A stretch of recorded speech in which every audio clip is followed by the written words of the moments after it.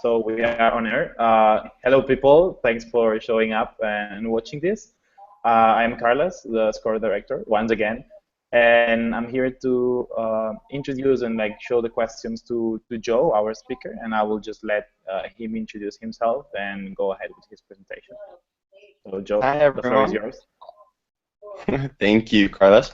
Hi, everyone. I am Joe Cherabie, for those of you who don't know me. I was the SCORA director from 2013 and 2014, and I have been lovingly asked to perform a webinar for you guys on LGBT health in the EMR, and that is exactly what I will do. But just real quickly, once again, I just want to thank Carlos and everybody for organizing this. This is really, really awesome Idaho campaign. I can't remember the last time we had such an organized and great Idaho campaign. So well done to everybody. And I hope me and my bow tie can do you justice. Let me just turn on my screen share for you guys to show you the presentation.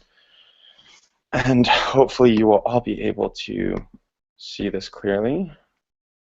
All right, perfect. So as we said, I'll be discussing, this is the EMR Regional IDAHOT webinar, and I chose the topic of LGBT health and research in the EMR because, as you'll quickly realize, there's not that much research going on in the EMR, but there's an increase in research and there is an increase in focus on LGBT health in the EMR, which is, I find, a very good thing. But before we get started, I just want to do an introduction to terms that we will be using and you will be seeing throughout this whole webinar in case that you haven't seen them before.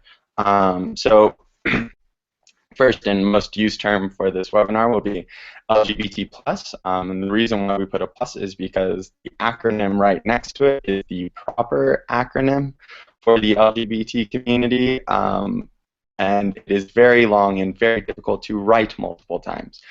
So just so everybody knows, there's lesbian, gay, bisexual, trans, queer, questioning, intersex, pansexual, two-spirit, asexual, and allies.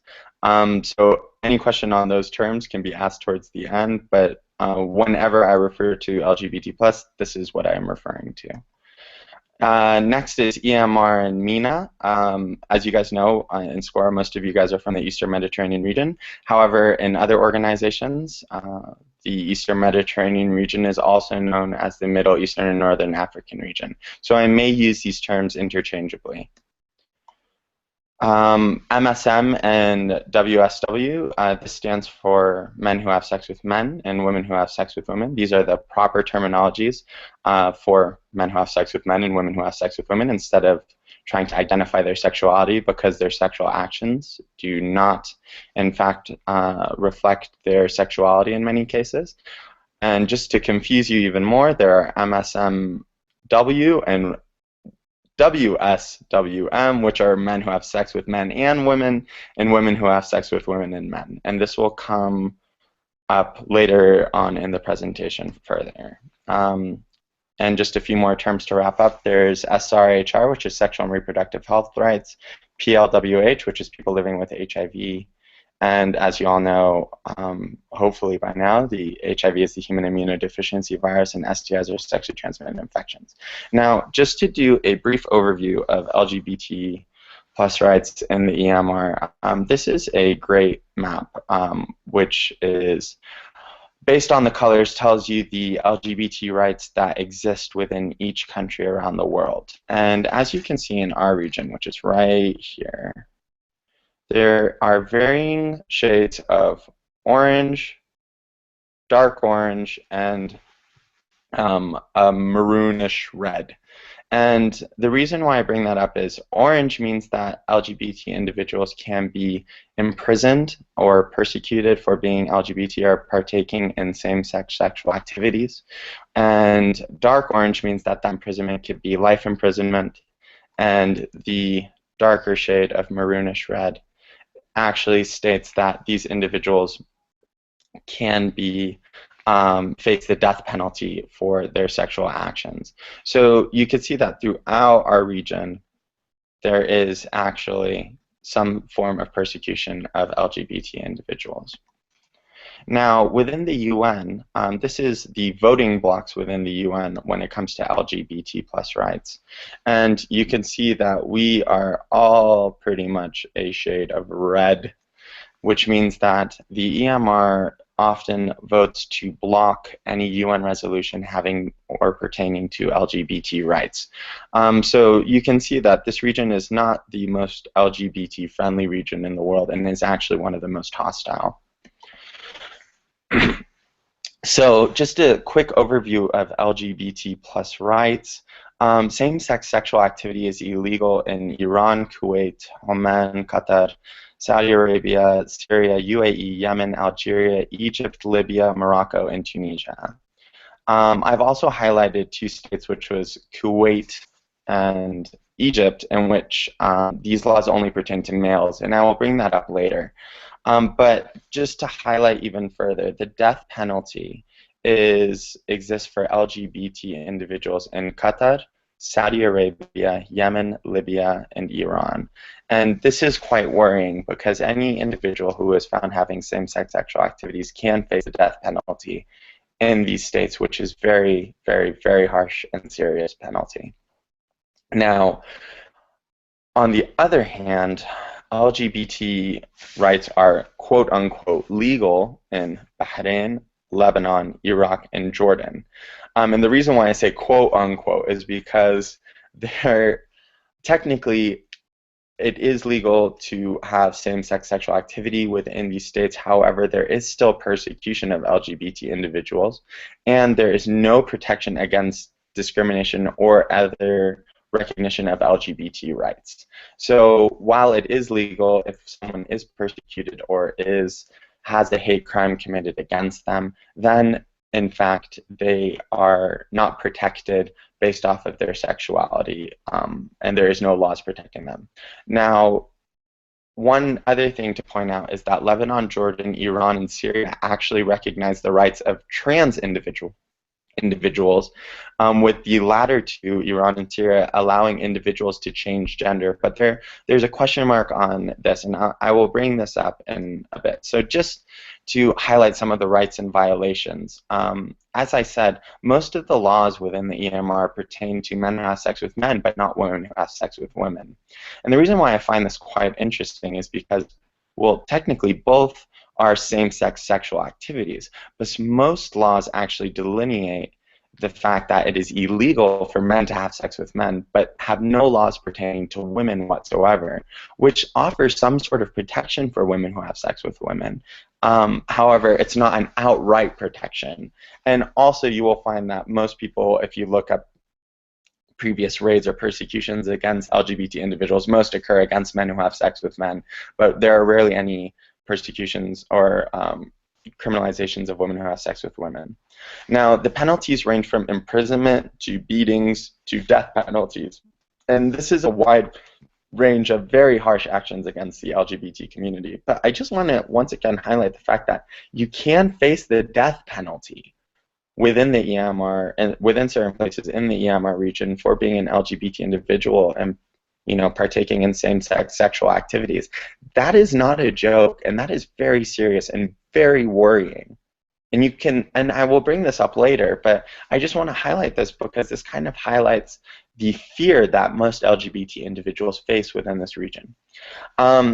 Even when LGBT rights are recognized and it is technically legal to have same-sex sexual activities, there are certain laws against quote-unquote unnatural forms of sex. Such a law exists in Lebanon, which is my home country, and this is the law. These laws are the ones that are used to persecute LGBT individuals. However, now there is a pushback, especially from the judicial system, in order to question what qualifies as an unnatural form of sex.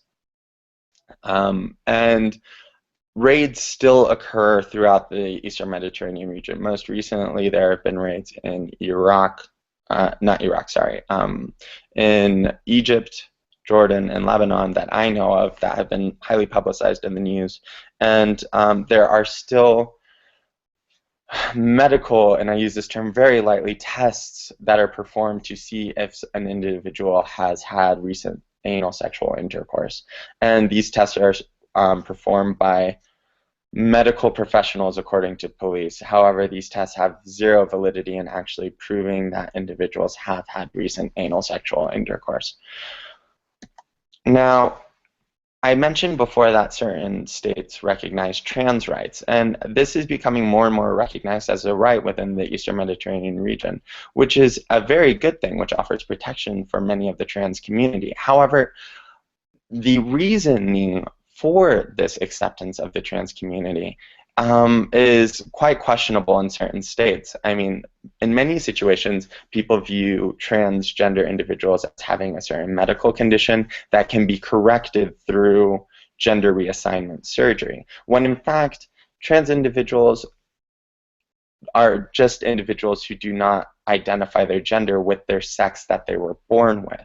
So that doesn't necessarily mean that they have a medical ailment or something wrong or a psychological problem that can be cured. It just means that this is how they personally identify. So viewing it as a medical condition can be quite dangerous because it means that it can be treated. And if there's forced treatment or forced transition in which certain trans individuals are forced to transition or have a gender reassignment surgery when they may not in fact want to, then this could be a problem in and of itself. So while on one side it's a good thing that trans individuals and trans rights are being more recognized within the Eastern Mediterranean region, on the other hand, you don't want them to be forced to transition or forced in order to have a gender reassignment surgery against their will. Now, I wanted to speak a little bit about stigma and discrimination against the LGBT community and how it relates to LGBT health. Now, as you noticed from the first map that I showed you, in many states it is illegal to be an LGBT individual or to have same-sex sexual practices. And this is very important to point out because that leads to a fear of disclosure. And a fear of disclosure, especially in the healthcare setting where things should be confidential, could lead to a decrease in accessing of health services and proper health services and health screenings. So imagine someone who is part of the LGBT community coming into the hospital and fearing stigma and discrimination, won't be able to disclose their full sexual risk, their risk factors, won't be able to disclose if something happened to them, if they were victims of sexual violence, and this can create very big health problems. This could also increase risky sexual behaviors due to lack of access of health services and screening. This could decrease their access to healthcare due to healthcare providers actually refusing to provide healthcare practices or screenings or tests for individuals based off of their sexuality. And there's less sexual health education, especially with regards to LGBT health issues, because we're not allowed to talk about it because it is illegal. This is something that is not accepted by society. So imagine that LGBT youth actually have a problem in that they will not receive any sexual health education pertaining to their own sexual practices. So that ultimately puts them at more risk of risky sexual behavior as well, which could be quite dangerous and can lead to an increase in the rate of STIs and HIV. Now, this is a wonderful map that I borrowed from the UNAIDS GAP report, and our region is over here, and this map is meant to highlight the specific subcategories of people living with HIV and AIDS and the risk groups of the people living with HIV and AIDS within each region. And you can see in most regions, such in the Americas especially, and in Europe, this big green circle represents gay men and other men who have sex with men. Also, trans individuals are a lighter green circle, such as present here. And you can notice in our region, actually, there's this tiny green circle here.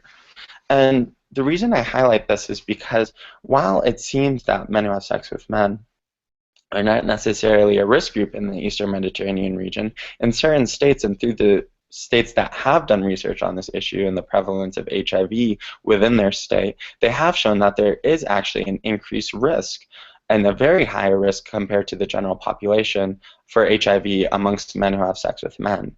So there's a slight research bias here, and it could be that research bias is due to the illegality or the criminalization of the LGBT community, which means that we won't search for it. So the question is there a low prevalence of HIV and AIDS against for men who have sex with men in the EMR because actually there is a low prevalence, or are we just not searching for it and not asking if these individuals are men who have sex with men? So this is something that we need to look for and need to ask ourselves when we see figures such as this. Now, with regards to HIV prevalence, HIV prevalence, according to UNAIDS, has increased by 35% since 2011. The reason I highlight this is because the MENA and the EMR region is the only region in the world to have such a gigantic increase and have an increased period, whereas HIV prevalence around the world is going down. Now, this raises two questions. Is HIV prevalence increasing because, in fact, in the EMR there's more unprotected sex, more men who have sex with men, less knowledge about HIV? Is it increasing due to the risk factors that we normally associate with an increased HIV prevalence, or is it increasing because we are actually testing more and catching people who have HIV at a higher rate?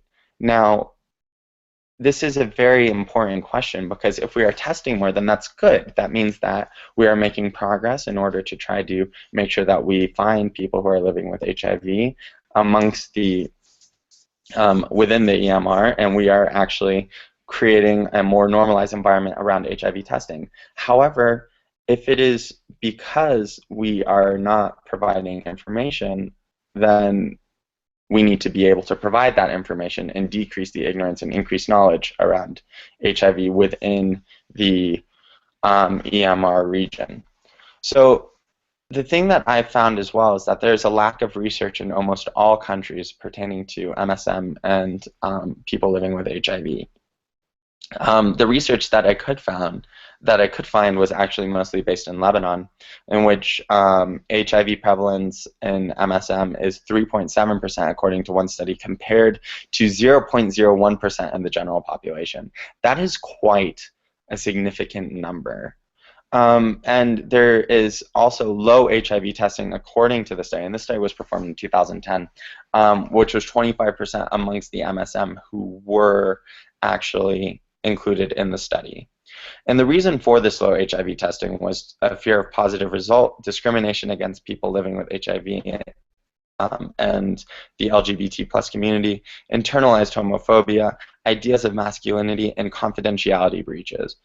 Now, while this occurred in Lebanon, and Lebanon is deemed one of the least conservative countries in the Middle East, it does highlight fears, I find, that I think persist amongst most of the Eastern Mediterranean region, which is, you know, a fear of a positive result, definitely, and the discrimination against people living with HIV crossing over with the discrimination against the LGBT community, because very often people view people living with HIV as being part automatically of the LGBT community and identifying HIV and AIDS with being gay. Also, there's internalized homophobia and ideas of masculinity. Masculinity is a huge, huge, huge part of our culture, and people do not want to seek out healthcare services because they actually fear being deemed weak, and HIV makes them weak. Confidentiality breaches as well is definitely a big problem, because, like I said before, it could create stigmatization. It could create many problems for the individual if they turn out to be HIV positive, or if they are LGBT, or both. So there is a huge crossover between the stigma and discrimination between people living with HIV and the LGBT community and the EMR. Also, there is a high prevalence of unprotected sexual intercourse, according to another study, lack of proper testing, and these are all, according to the study in 2012, playing a role in the rise of STI rates. And then one thing I really want to highlight is the fact that there are many men who have sex with men and women, according to these studies that came out of Lebanon. And the reason why I highlight this is because this creates a bridging population. Many people who view the HIV epidemic as only occurring amongst the gay community don't realize that actually many of these men who have sex with men are also having sex with women and bringing that into their relationship and creating a crossover group and affecting women and possibly children. Not to say that this is a thing that this isn't to say that these people are preying on women and creating and purposefully infecting them. That is not what I'm trying to say, but this does create a risk group and does increase the risk to the heterosexual population as well, thus highlighting that HIV can affect both the LGBT community and the heterosexual community.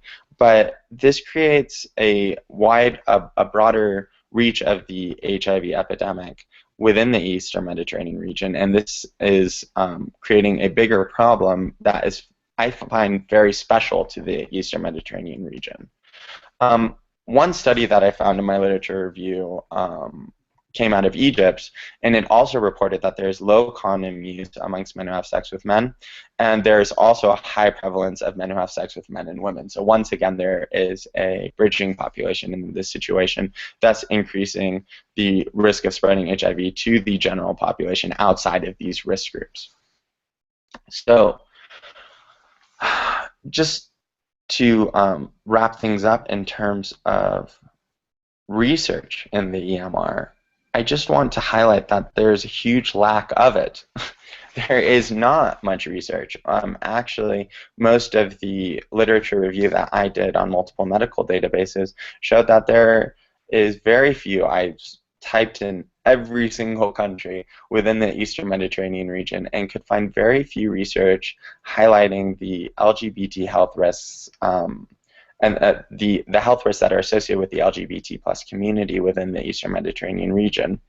And I think a lot of this has to do with the stigma and discrimination and the criminality. No one's going to want to disclose whether they are LGBT plus. No one wants to do that because that means that they are risking their lives, basically, if they can face the death penalty or imprisonment or beatings. So this stigma and discrimination ultimately leads to a lack of recognition of the LGBT community in this whole region, which ultimately means that we can't perform proper research. And when we do perform proper research, then it's slightly biased because are we being representative of the whole LGBT community? Is it only in one country but not in others? I mean, you have heads of state basically saying we don't have any LGBT individuals in our country, which of course is not true. So we don't have proper research being done because of this fear. And when the data does exist, or when a study does come out, it's usually a very small study.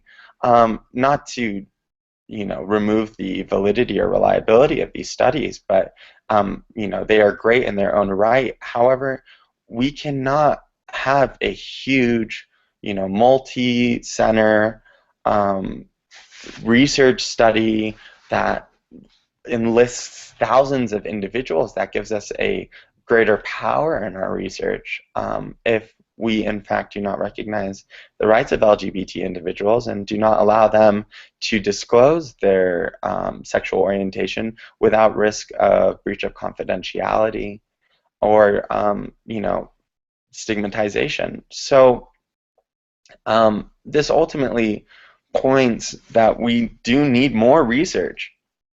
Now, when I mentioned before that there might be skewed data as well, I mean, in Lebanon, I remember at one point, UNAIDS report said that there was actually 93% of HIV cases were from men. And I just asked myself, where is this data coming from? It made no sense statistically. And, this could be due to the fact that actually in Lebanon, the LGBT population has a great a great understanding of the HIV, their sexual health risks, and actually are the ones going to get tested. So men are ultimately going and getting tested, but women are not. But is this an accurate statistic? And the reason why I bring this example up is I want you guys to see these statistics and see all of this information coming out of the Eastern Mediterranean region and question it. Ask yourselves, is this statistic real? Is it true? What is their population? What is their sample size?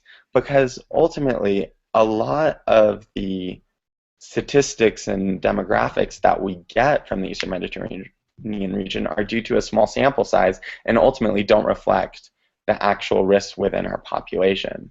I actually got the honor of attending a presentation this last year by the first executive director of UNAIDS, Mr. Peter Piot, and he is a wonderful, wonderful, Dr. Peter Piot, sorry, he's a wonderful human being, and I asked him a question in which I said, you know, I come from the Eastern Mediterranean region, there is a lack of research and knowledge in the Eastern Mediterranean region, and I mean, he gave this whole presentation about HIV across the world, and the Eastern Mediterranean region was completely neglected.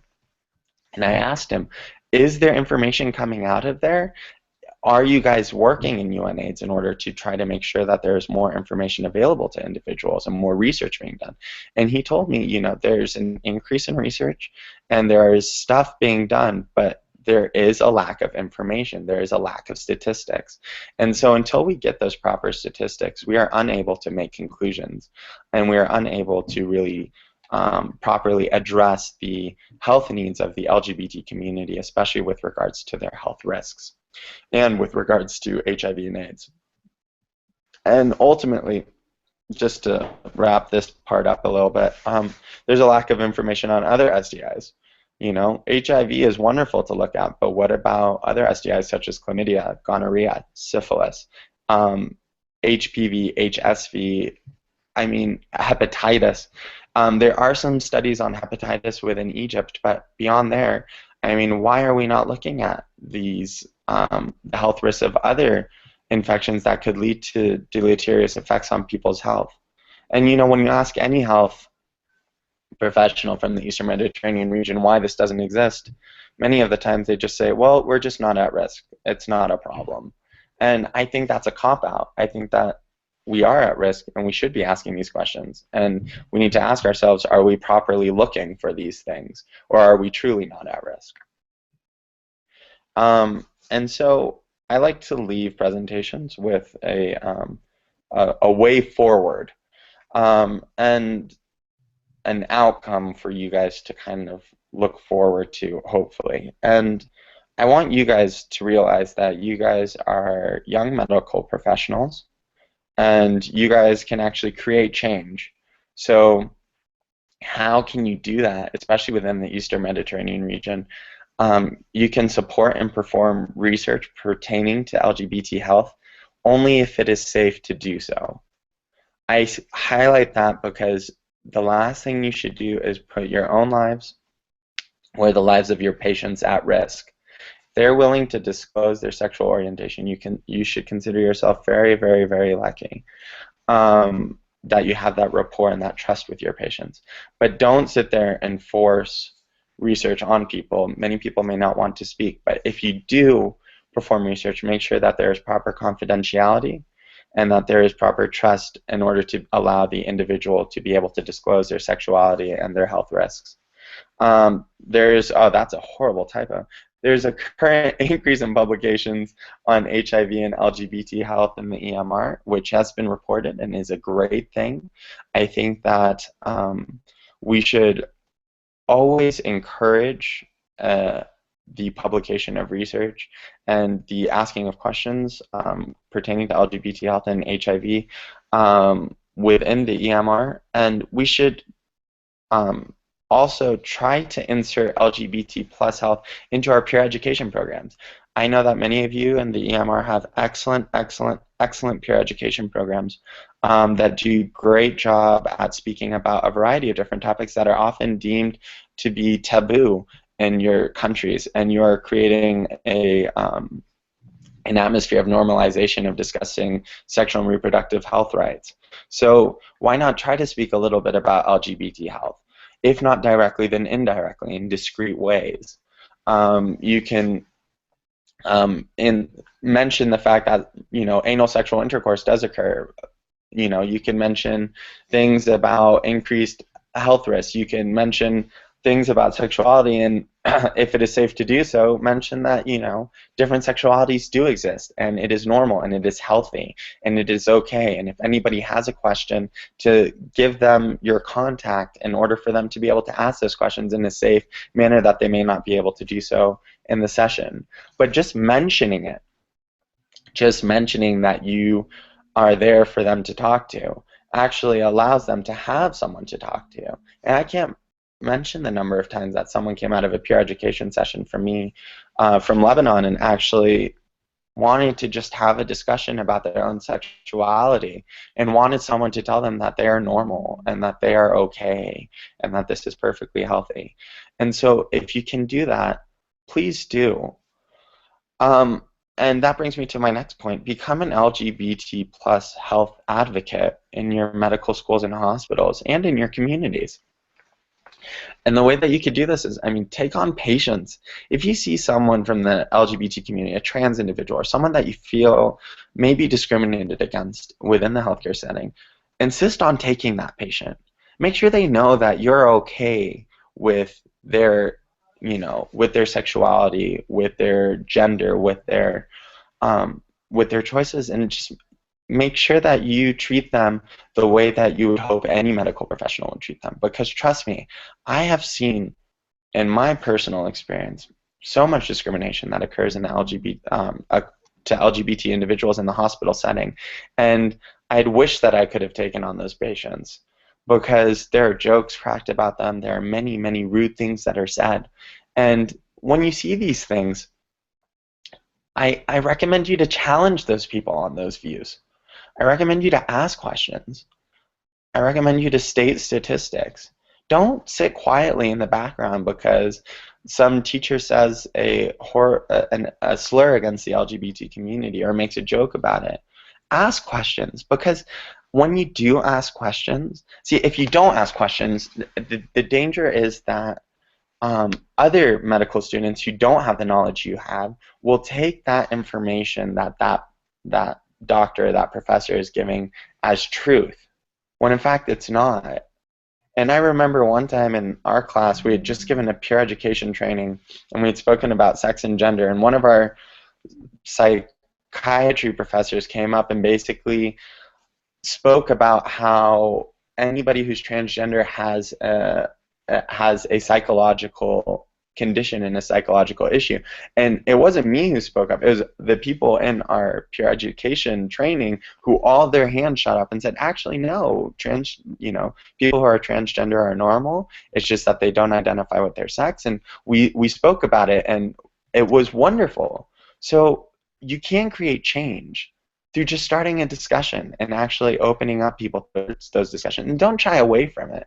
I know that in the EMR it's not often easy to have such discussion about LGBT health, but try to have them when you can, and don't just sit there and quietly. And educate yourself, read books, read articles, find out more, and be that advocate that you hope to see in the EMR for the LGBT community, because they need as many advocates and allies as possible. So, and just one final little blurb, try to make sure that you can also try to make sure that there is some information about LGBT health in your medical curriculum. You could bring it up in your medical ethics class or within your sexual health class, whether it's urology, obstetrics, gynecology, family practice. Try to mention these things and see if that you can include them in order to educate everybody and kind of make it a more standardized education. So I don't know if I spoke enough. I hope I did, and I didn't bore you guys. But I told Carlos before, I actually like to have questions and interaction with people a bit more than giving a seminar. And the fact is that the Eastern Mediterranean region does not have a ton of research and information about it. But like I said, if we could push to move things forward, then definitely we could try to change things up and create change within the Eastern Mediterranean region. So I open the floor to questions, if anybody has any.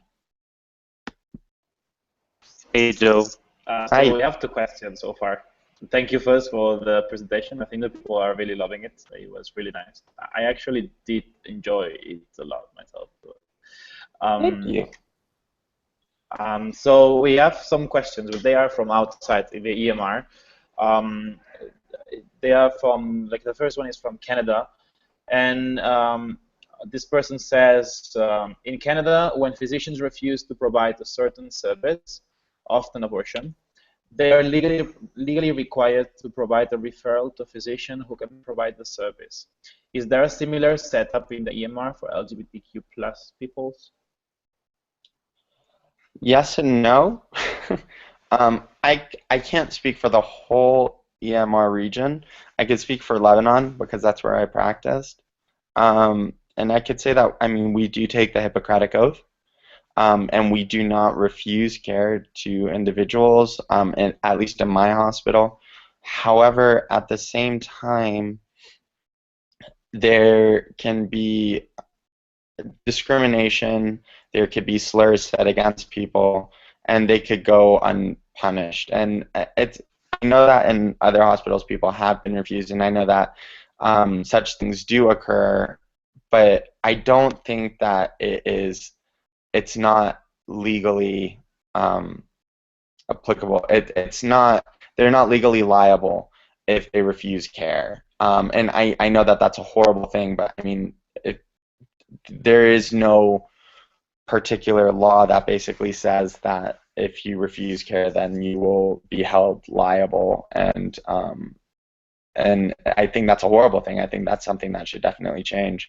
But I don't know of any laws per se that do that. I know that if those laws do exist, and I think they do, I know that if they do, they're not necessarily enforced properly.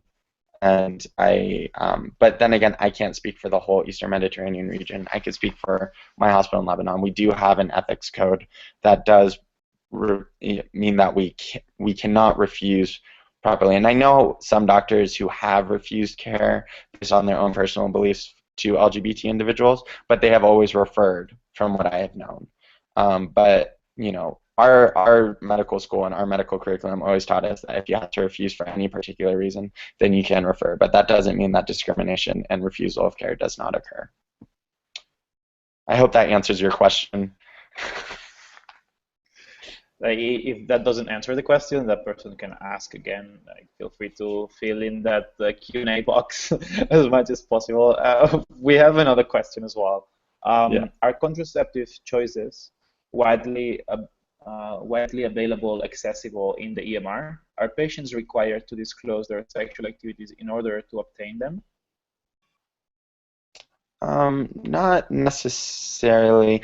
I know that they are, once again, this is where my limit of knowledge for the whole Eastern Mediterranean region comes into play. But I know in Lebanon, you can get contraceptives from pharmacies, and you don't have to disclose your sexual activities.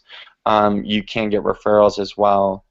Um, the thing is, though, that, I mean, you risk going to your local pharmacy in your local neighborhood and having people ask questions about why you are asking for this thing. So, for example, if I go to my pharmacy in my local village in Lebanon and I ask for a condom or condoms or lube or anything like this, or I ask for a treatment for specific STIs, I risk being labeled and questioned about, and people gossiping about me in my village, which is why I could speak from personal experience. I never buy condoms or anything like that from my village. And I think this is a problem faced by many people within the Eastern Mediterranean region, especially women. You know, women who seek out contraceptives are viewed in a harsher light, I find. I know a friend of mine has been personally questioned by a cashier when she went to go pick up condoms, and she was um, she felt very awkward about it and did not feel very comfortable. And this is in Lebanon, which is one of the least conservative places in the Eastern Mediterranean region. So um, I don't know about other places as well. I know that there are certain laws with regards to age at which you can access contraceptives, but those vary according to different states. So, and whether women can access them, and there's differences in laws between men and women. So that varies by the state, but I mean, there are access to such things. It's just whether you feel comfortable asking about them within your region.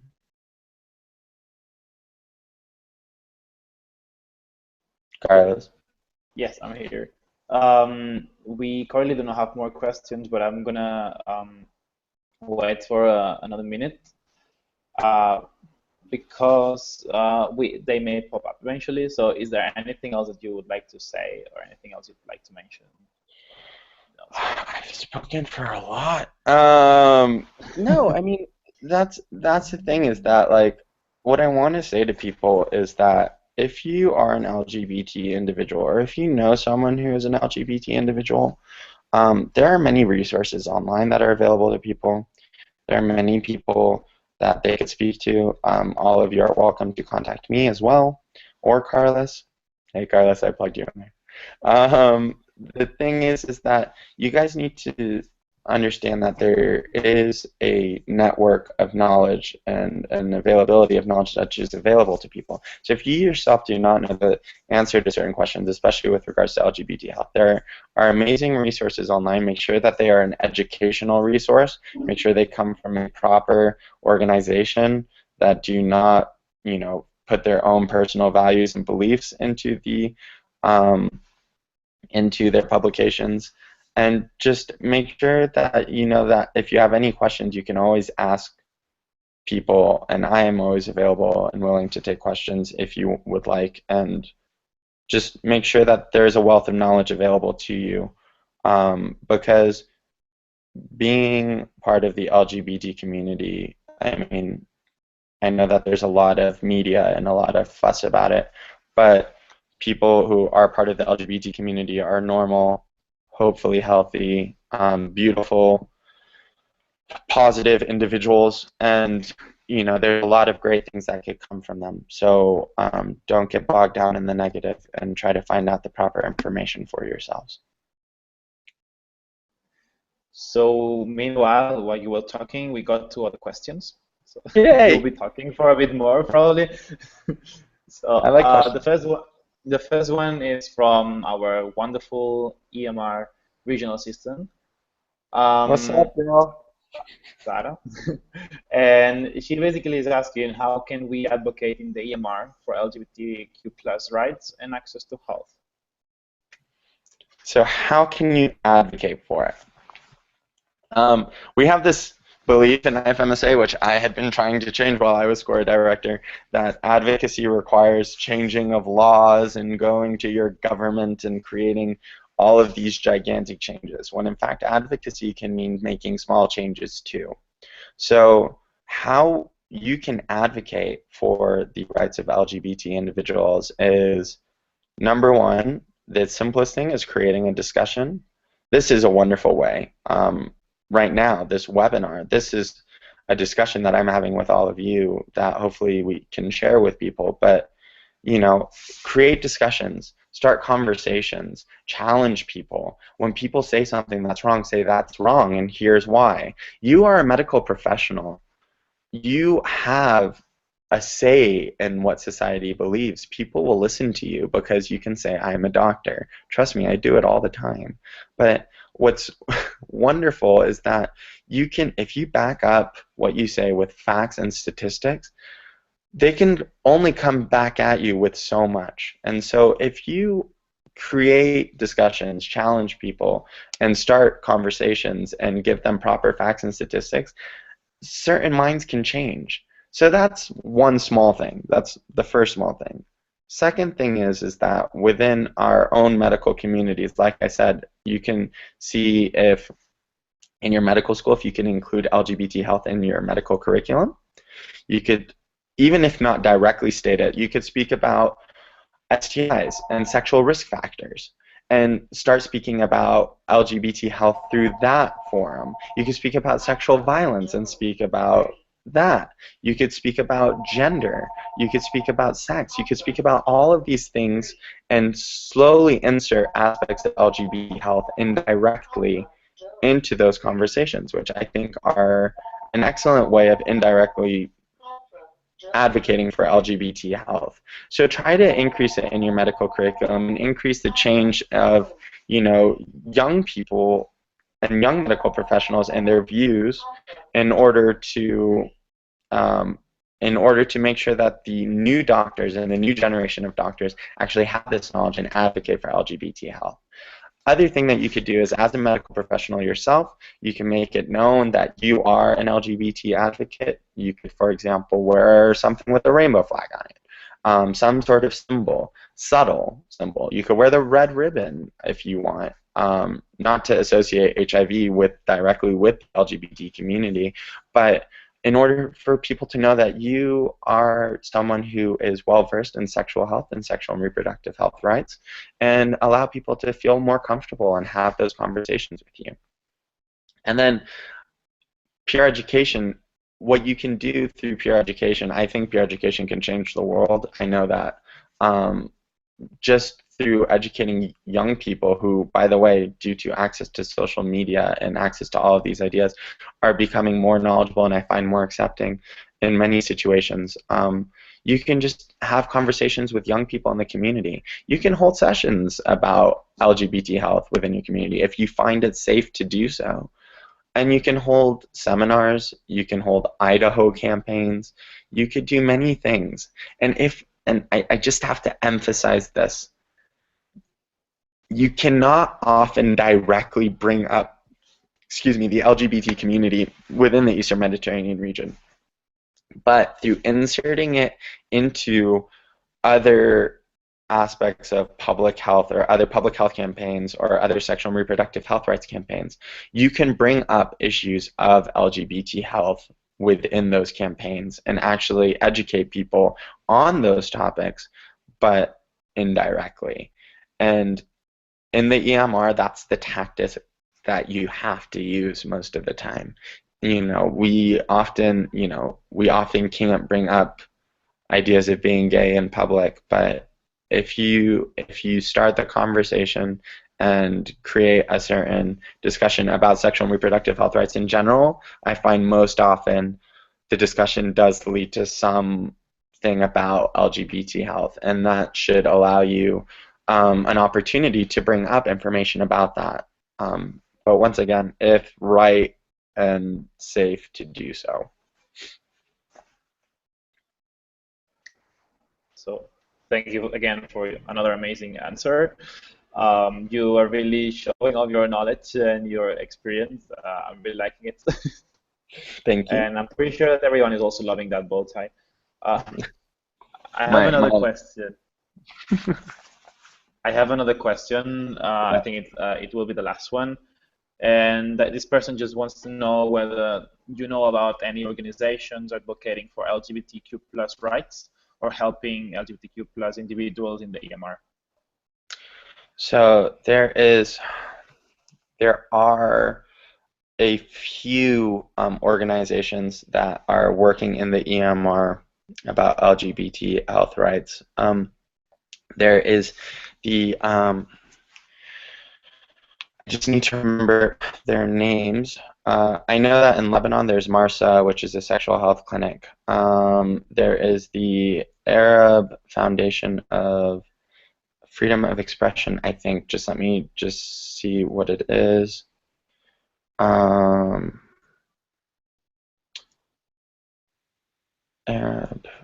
One second. I want to make sure I give you guys the proper names of these people because they're doing amazing work, and I would hate to do them injustice by actually not giving their proper names.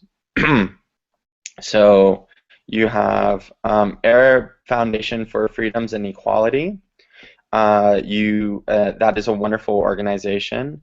You also have just let me find the name. As I said, you have Majsa in Lebanon, and then you have one group which is working on MSM and HIV, and I'm just trying to make sure that I get the name right. And it's within the EMR, which is wonderful. And they are.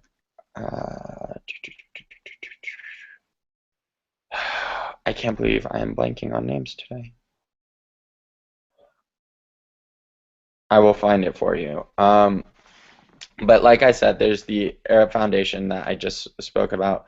There is Majlis Sexual Health. There's Lebmash in Lebanon, which is the Lebanese Medical Association for Sexual Health.